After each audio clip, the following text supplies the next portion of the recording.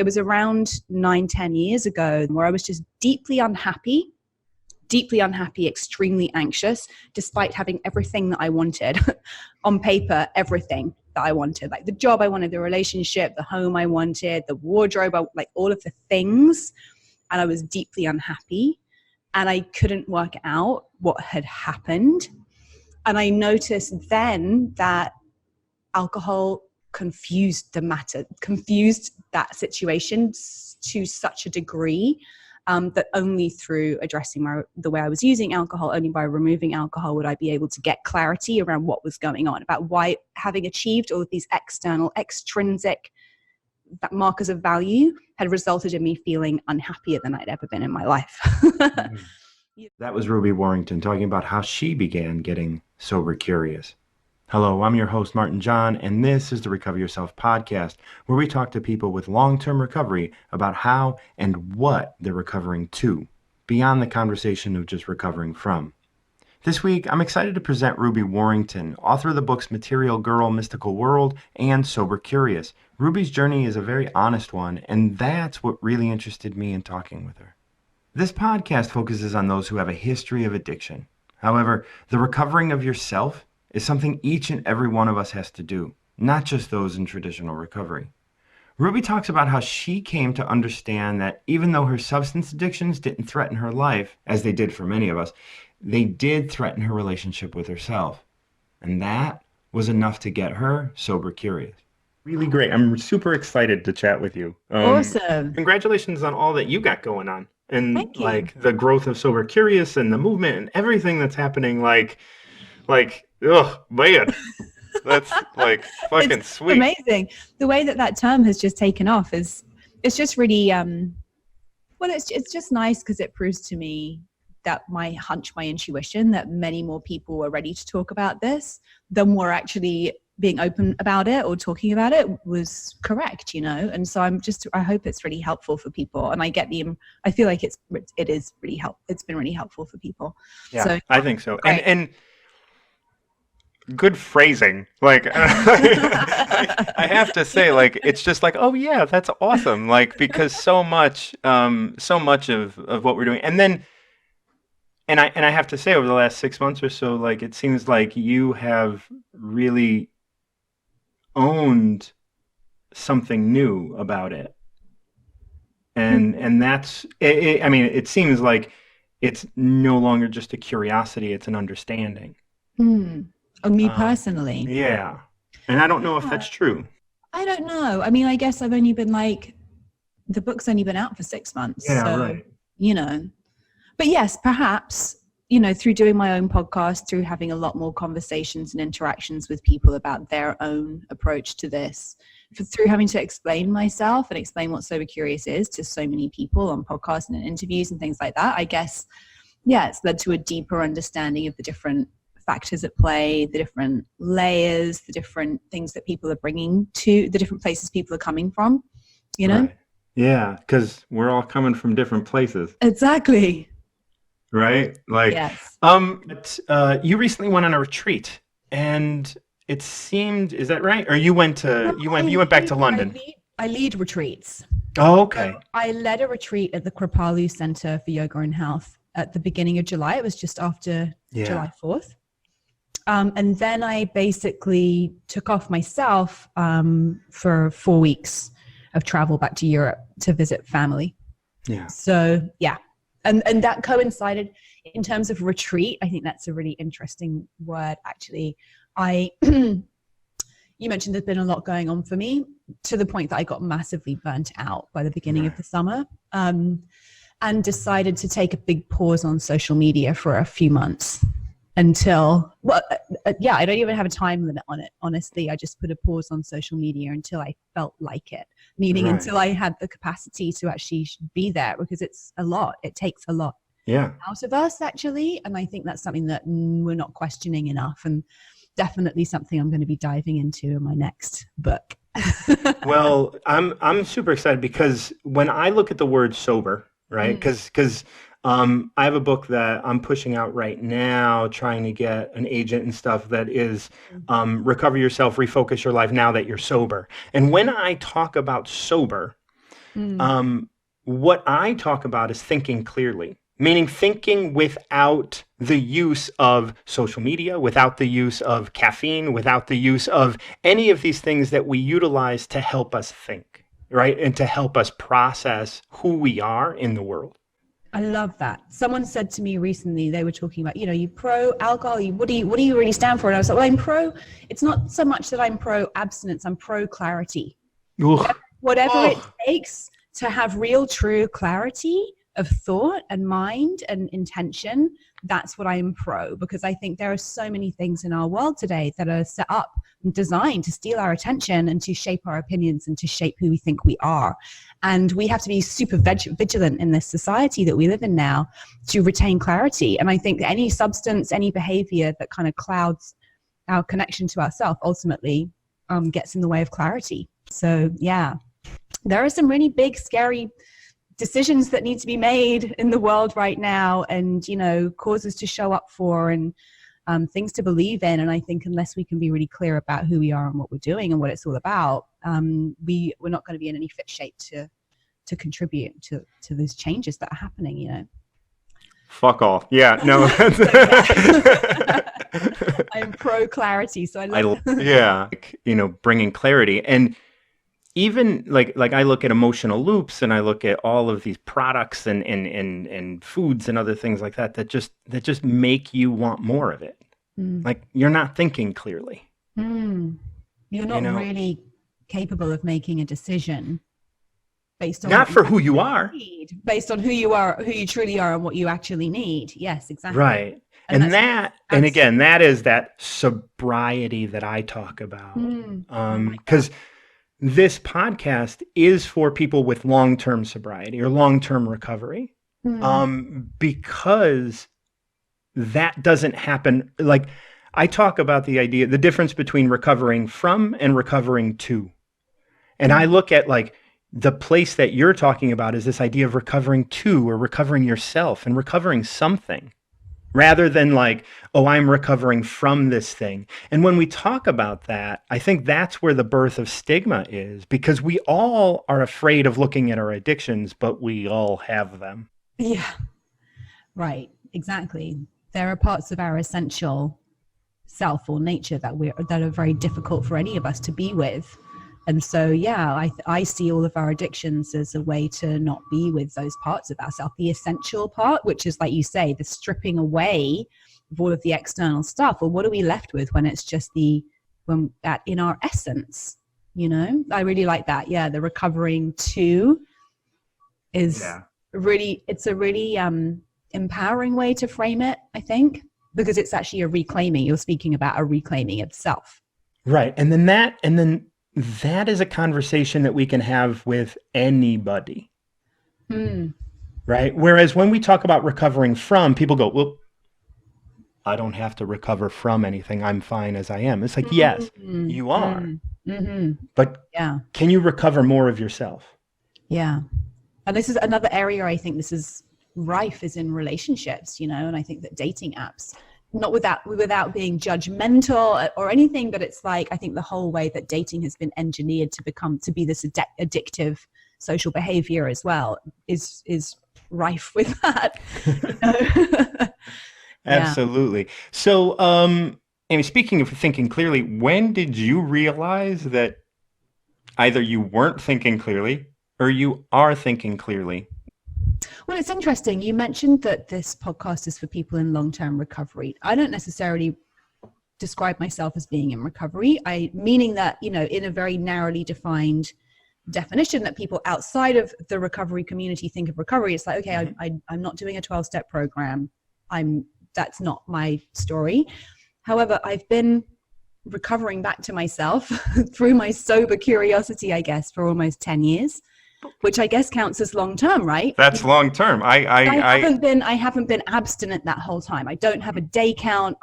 That's not how I frame my recovery, right? But it was around 9-10 years ago that I guess it was a classic sort of early midlife crisis type situation I found myself in, where I was just deeply unhappy deeply unhappy, extremely anxious, despite having everything that I wanted on paper, everything that I wanted, like the job I wanted, the relationship, the home I wanted, the wardrobe, like all of the things. And I was deeply unhappy and I couldn't work out what had happened. And I noticed then that alcohol confused that situation to such a degree that only through addressing the way I was using alcohol, only by removing alcohol would I be able to get clarity around what was going on, about why, having achieved all of these extrinsic markers of value, had resulted in me feeling unhappier than I'd ever been in my life. And so that was where my journey with this whole thing began, I guess. And at what point did in terms of when I've come back to clarity or regained clarity, I feel like I can only really, so I'll backtrack a little bit. I did a podcast recording with somebody this week as well for my podcast, and she was quoting a friend of hers who had similarly also kind of got sober curious and was questioning, and he'd said, meditation really messes up drinking, doesn't it? And I love that, because I was like, yeah, her point being, you can't really seek to,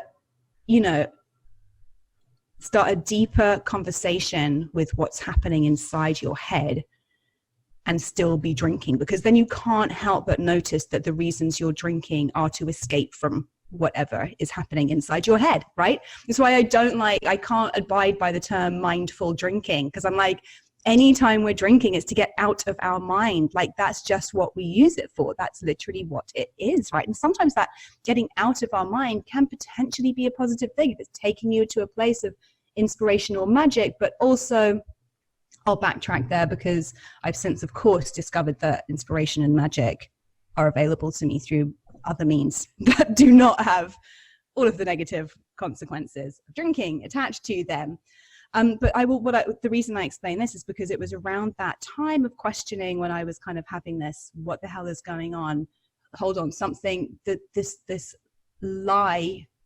life lie that I've been sold as the answer to all of my problems and what will bring me happiness isn't. Brain does not compute what's going on. There's something wrong with me for not being satisfied and happy and feeling complete with having achieved all of these external things, right?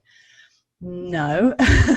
So I began questioning my drinking then, and just really kind of noticing and getting very curious, sober curious about how the such situations of drinking impacted how I was feeling about myself, how I was feeling about my life, the reasons I was drinking, how drinking was actually helping me. I was actually using it, I think, to kind of perpetuate this fantasy that all of these external things were going to make me happy, right? But it was around that time that I also got much more interested in what we spoke about earlier, all these new age topics, astrology, tarot, psychic phenomenon, all the kind of ancient mysteries, and started studying more in depth these different subject matters and bringing these practices into my life. It was through that I had the idea for my online platform, the Numinous, and I decided I wanted to update or present or sort of repackage many of these new age practices for what I call the now age, right. Recognizing that actually therein lay a lot of the answers that I was seeking. This ancient wisdom. There was a lot of very helpful philosophies, wisdom, etc. For me, in terms of answering this now age existential question of capitalism told me this would make me happy and it didn't, so what the hell? Right. So around that time also that I began a regular meditation practice, that I began a regular yoga practice, and everything kind of snowballed and dovetailed together. And what I realized was the more I focused on those practices and used those practices as a way to relax and unwind and transcend, but also to ask some of the big questions, the more clarity I got on the situation at hand. Yeah. Yeah, that's a great answer to that. So as an artist, like I run into this frustration, and I wonder if you can give me any advice on this. Like, how do I deal with like make art and drink and do yoga and wine and all it like I know I'm coming from a place of having an addiction, and I'm wondering if it's any easier for you to see that and just understand it, or if it's just as ugly for you as it is for me. I guess I'm extremely sympathetic for human beings. I think that human beings live with a lot of pain and very few tools for how to effectively manage that in a humane way, and very little information on emotional intelligence, very few ways to connect that aren't being commodified left, right, and center. And so I can completely understand why people reach for alcohol in those situations. Largely, I think, and this is stuff I'm kind of investigating for my next book, like we don't give ourselves the necessary time to find inspiration, to experience transcendent states, the transcendent states and altered states that are absolutely available to us through meditation, through breath work, through dance, through music, right, through creating art. We don't allow ourselves time for these activities because it's really hard to commodify them, and because we place so much of our value as human beings on like what we produce, what we're generating, what the work we're doing. And so I think, people are absolutely starved of ways to find their creative muse, beyond the fact that very few people consider themselves, because they have not been told that they are creative beings. They've been told certain people are creative, certain people are artists, and that not everybody has that talent or that gift, right? Which is obviously untrue. These are, are creative. We all have creative gifts, and those creative gifts are ways that we can commune with the divine and different states of consciousness and all of that fun stuff that we want, right? Yeah. But I just think it's extremely sad that our society is set up in a way that having a drink or having a glass of wine is kind of almost like a what's the word, like a fast track or a stand-in for the actual time that it takes to engage in these practices, and that almost we need to switch off the kind of critical or overproductive mindset that will say that's a waste of time, or you don't deserve to relax at the end of the week, you haven't worked hard enough. There's that voice, right, that's constantly berating us for not working hard enough or doing well enough. And so in order to switch, I think alcohol is used to switch that voice off, to allow us to just kind of experience whatever activity we're doing in the moment that doesn't have a monetary value attached to it. Yeah. And I see, like I understand like meditation in a very wide in a very wide like spectrum. And, we all need to meditate. Just some people check out in order to do it. So that's not meditate. Like it's not productive meditation, right? Like it's television, it's drugs, alcohol, whatever. Like even if it's just like, oh, I'm just going to do this thing and it's fine. Or I'm going to overwork and that's fine. And I'm going to put all this pressure on myself, and that is my pacifier so that I can be quiet in space, right? Like, and I can utilize that time because we're all doing something. It's just like, are you checking out or checking in? And like how, and checking in with yourself is a really important kind of aspect. And that shows us when we check in where those addictive tendencies kind of tend to be. And that's a scary thing because then we got to change, right? Then we're faced with like, I got to do something about that, right? Like, I got to actually look at that painful thing, and maybe it can't just like live in my body and me just override it whenever it kind of gets triggered. I'm going to have that conversation with my mom, or, I'm going to have to pay for therapy or whatever it is. That's then a barrier to us just kind of being able to breeze past it. Yeah. So in your sober curious journey, I'll call it, what sort of, and I want, and I'd love for you to utilize the word addiction in this question as widely as possible.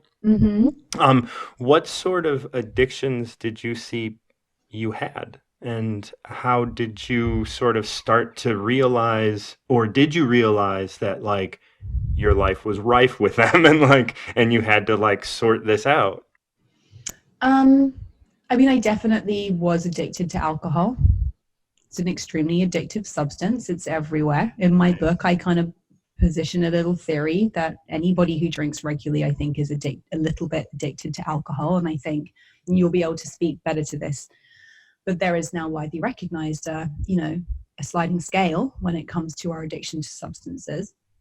So I think I was addicted to alcohol, but beyond that, it's almost like I was addicted to the persona that alcohol allowed me to embody, which was this kind of fun-loving, up for it, party girl, life and soul of the party sort of persona, when actually, like, truly, I'm really pretty serious and nerdy. You know, I was always the SWAT in school, straight A student, just fucking love work, being in my own world. I would devour novels day and night. I mean, I guess I was probably addicted to the escape of like fiction writing, you know. Yeah. I see that's kind of a healthy escape in a way, but yeah, potentially an addiction too. I was so yeah, I mean, I think alcohol was the main thing. Like I smoked cigarettes, but had no problem at all quitting smoking. I would only smoke very occasionally. I never felt attached to cigarettes. I would take other recreational drugs when drunk, but again, as soon as I quit drinking, I had zero desire for any of that. So there were never kind of like other substance addictions. Well, I liked your answer about like the label of who you thought you were, you know, like, and that is, and again, when I talk about addiction, I mean, I want to look at, you know, like, what other things did you have to give up? Once you started checking in with yourself, like your idea of who you are, the labels of who you think you are. Like, we're addicted to those things, right? We're addicted to believing we are something that is limiting, right? We are male or female, or we are straight or gay, or we are, you know, and dropping those labels is, for me, a part of really opening up to what it means to be sober within yourself, like really thinking clearly. Yeah. And so I want to push you a little bit on that question. Yeah. Sure. Well, I think that part of one of my biggest addiction was validation has been. And so therefore I was massively addicted to the status that came with my career as a really successful like magazine journalist in the UK. And I think that alcohol allowed me to kind of like play the role of that person, actually. And that's one of the main reasons that I used alcohol, because it allowed me to be this kind of like big personality in a very competitive, very intimidating kind of career path that I was on. And so, yeah, addicted to the validation that came with that, right? Addicted to, oh, she's Ruby from X magazine, and she's like, we now respect her, she's worthy, right? And so this is why we did start talking about social media. This is why I have to be extremely careful with my social media use. And I think that it's probably my biggest addiction. And this is something, again, I'm kind of writing about it in the proposal for my next book, but it's like, this is one of those necessary evil things, you know, or is it? I'm questioning that as well. Is that part of my addiction? Do I think I have to use social media to be a successful author? Like, do I? Right. Every publisher will probably tell me yes, but I'm also quite willing to question that, you know? And so addicted to likes, addicted to comments, addicted to, you know, shares, addicted to all of that stuff. 100%. Yeah. Yeah. And it's not like, for me, like, if you're like, I mean, you talked about yourself as not being completely abstinent, It doesn't matter to me what your recovery looks like, as long as it's yours. And the fact that you're questioning like these things, and am I happy doing this? And how am I going to redefine? Am I going to allow my publisher to define the way I utilize social media? Because at that point you're looking for validation. Right. And you're saying my idea of who I am is not is not It's valid. not enough. Yeah. Right. It's not enough. And right. And then immediately you start getting yourself into this, like, you're not recovering yourself, you're giving yourself up. Yeah. Well, it's interesting with the social media. I mean, I think a lot, for me, a warning sign with anyone's drinking is when they start to moderate their drinking. As soon as somebody's sort of saying, I'm only gonna drink X amount or X occasion or X kind of alcohol, like there's some kind of a problem there, right? Is how I see it. And so I moderate with social media. I take it off my phone at a certain time each night. I don't have it on all weekend. Right. If I know that if I'm feeling in any way anxious or in any way I have my self-esteem feels low, I will not look at it, because I know there could potentially be things in there that are going to kind of like bring me even lower. So I'm very, I moderate my social media use, and I'm definitely still working out, like, how can I be a content creator? I'm essentially a content creator. I've always been a content creator. Right. This is what we do. We produce content, unless anyone's seeing it, like, what are we doing with it? What's it for? We also have to make a living. Right. So it's a tricky one. And I think, as with like food addictions, it's like, this is something that has to be in my life. So how can I have it in my life in a way that, I can't believe I just compared social media to food. I mean, Jesus, talk about addiction, right? But this is where I'm at. This is my process. You're getting me in a kind of like messy phase with it, because I'm really going through it. And I'm grateful for you sharing this moment with me, because But like, it's interesting. So I have the two social media, but I'm talking about Instagram. I actually really am not addicted to Facebook at all. I can care less about Facebook. I never think about it. It's just like, I don't know why that is. Well, then you're splitting hairs. You're saying Heineken over like, like whatever. Right. It's still like exactly. really, it's probably not even social media. It's the dopamine that social media provides you that you're becoming addicted to. Like, just like, and in my world, and I don't know if this conversation exists with you at all, but we say, like, the drugs and alcohol are not the problem. Right? Like, they're not the problem. And just like social media is not the problem, it is, from what you're saying, it may be, that you don't know how to validate yourself.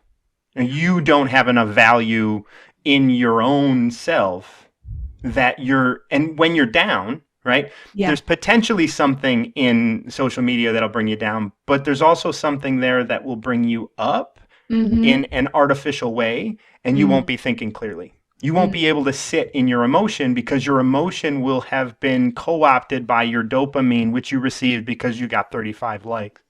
Yes. Basically. Yeah. No, that's super well put, and helps me actually look at that. Yeah. But the nice thing is once you can track that down, you can start addressing it. You can start bringing awareness to that which you look externally for, that can only be satisfied internally. So you had mentioned that, like, things had changed a lot. When did you notice at any given moment, or was it just something slowly that happened over time that you were a different person? I went to Burning Man 2014. Okay. And that was quite a kind of crossroads moment for me. I was deeply entrenched in my Numinous world by this point. I left my job in the UK, moved to New York, and really kind of embedded myself in the new spirituality scene here. I've been cutting alcohol out massively, like wasn't using it nearly in the same sort of a way, was definitely doing a lot of healing of just some of the more deep-seated stuff that I've been ignoring. And then went to Burning Man with a bunch of friends from the UK, from kind of like my quote-unquote old life. Right. And I went with all these ideas about, going to yoga every day, guiding people in meditations. I offered everyone in our camp like a birth chart reading as my kind of contribution to the camp, and proceeded to just get shit-faced like every day. And it was one of the most difficult experiences of my life. And I guess it could be deemed a kind of a rock bottom moment for me, I suppose, although I haven't actually thought about it like that before. Because what I realized, and I only really realized this processing it as I wrote a chapter on the experience for my book, that it was a real kind of meeting of like old Ruby and new Ruby, who were actually completely different people. Not completely different people, but, you know, had very different experiences and were, very differently evolved by that point. And it was extremely painful. The hangovers were horrific and the come down was horrific. And from that was a real turning point for me. But then having the book out to kind of like skip forward, was a point where the validation thing came up, because I realized how much of my sense of worth was attached to how that book was received and how that book did, meaning what media wrote about it, how the sales were, how many people showed up to my events. And I was aware of how fragile my ego was and my self-esteem was in relation to that kind of external validation. So that was another point of like, whoa. And it was extremely humbling in the best kinds of ways. You know, it really made me think, what am I worth?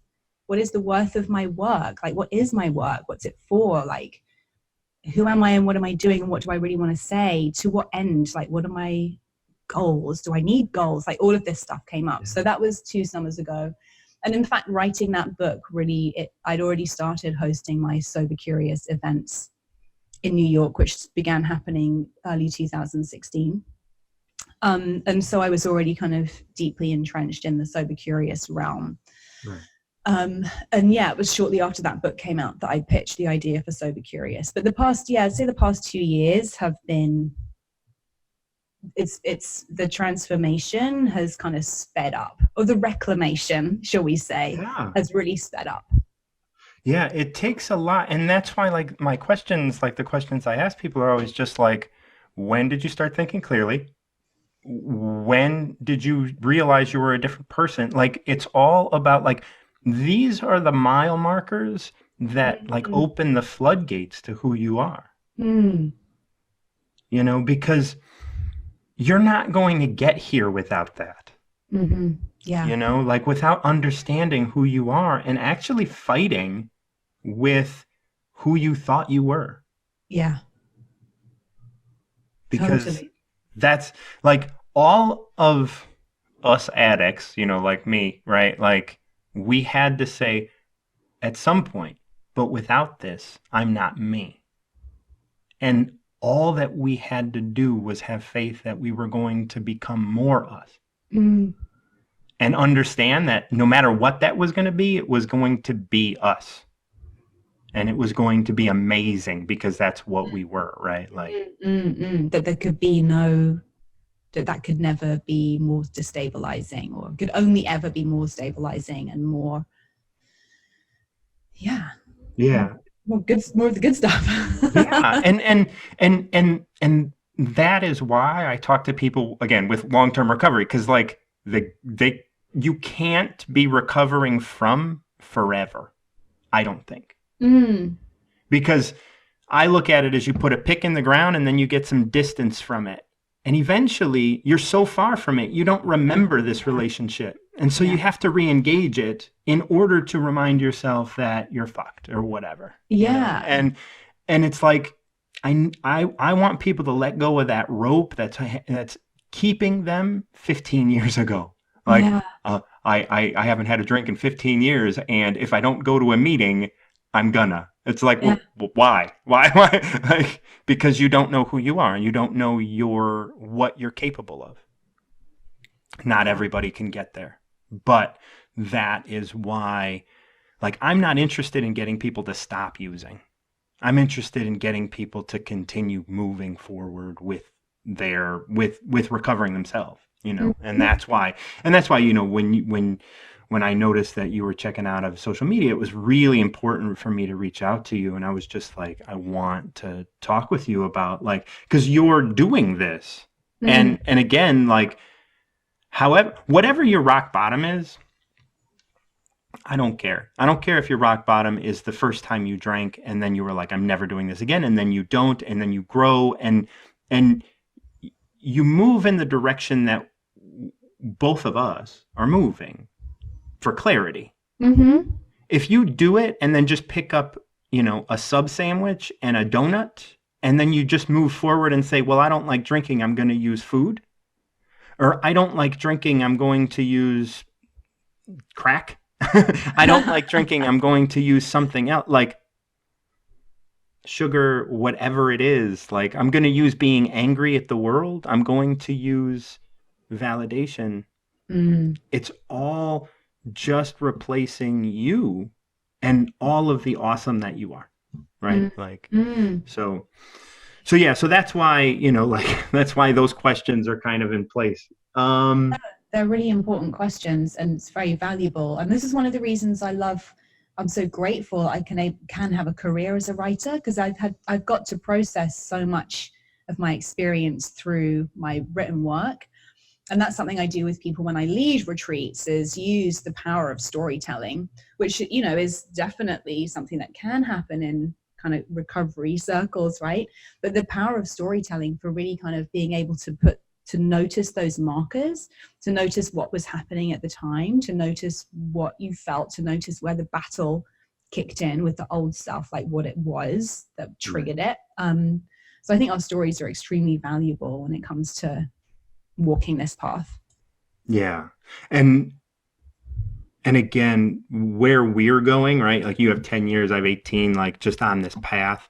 And it's so important, because when you're at the beginning of that path, you can't see this path yet. Because you still have to do that recovering from. You, even though you may not see yourself as having like had a strong addiction, or a strong enough addiction to claim that you have an addiction or whatever. I mean, however that falls, that's still a recovering from process. Because you're recovering from who you created for yourself. Yeah, exactly. That persona. Yeah. Which I dedicated my book to Cocktail Girl. So the book is a dedication to her, really, and I think that there's definitely a grieving process for the parts of us that we leave behind as we evolve on this journey as well, that doesn't really get spoken about that often, or at least I haven't had that many conversations about it. Right. I think it's part of it, and I think for me it's been important to acknowledge that I loved her, and it's sad sometimes that she had to go. Right. Yeah. I know a lot of people who love that image, and they believe that image is sustainable because it seemed so sustainable. It was billed and marketed to us as sustainable. And it's not even possible, right? Like, there is,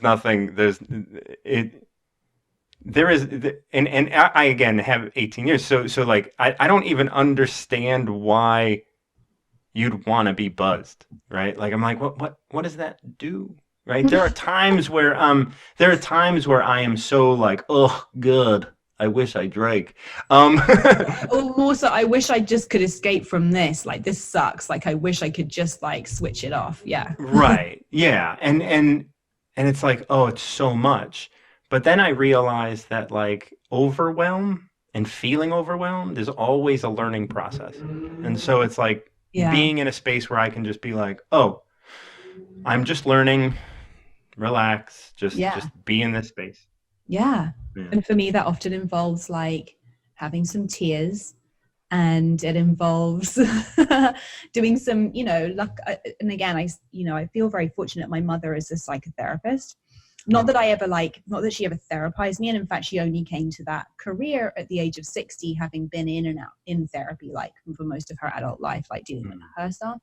And, but she has, I think, just even growing up around her going through that process, although it was very destabilizing for me at times when she was in distress, it taught me a language, and it taught me a degree of emotional intelligence where I'm now able, and I feel very fortunate to be in those situations now and to take myself out and go, what was being triggered, and actually be able to speak to myself about why I was feeling overwhelmed, why certain feelings came in, like, and I'm getting even better at, oh, it's linked to this. Oh, it was triggering this wound from my childhood. Oh, it was reminding me of this, like, and then being able to vocalize some of that with some people in my life who get it and who I feel safe enough to share those kinds of things with is my process of kind of working through it, you know? Yeah. That's great. Like, because I talk a lot about this idea of awareness avoidance. And that's where addiction is. Like, I want to avoid being aware. Yeah. But like once and I also talk about, like, you can't unring a bell. Once that bell rings, it's like, now it's going to reverberate, and that'll be that seed that grows into that further awareness of self. Yeah. Mm-hmm.